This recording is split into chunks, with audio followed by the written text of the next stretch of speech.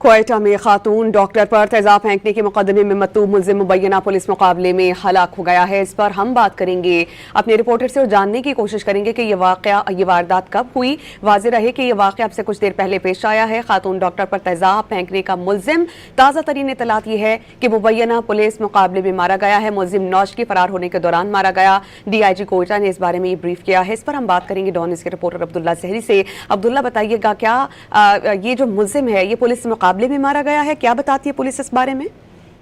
जी बिल्कुल, अब से 4 घंटे कबल ही सिविल अस्पताल में एक अफसोसनाक वाकया रूनुमा हुआ था। फौरी तौर पर तहकीकात से मालूम हुआ कि मुलजिम अमायुष शाह नामी शख्स जिसने खातून डॉक्टर मानूर शाह नासिर पर तेजाब फेंककर फरार हुआ था।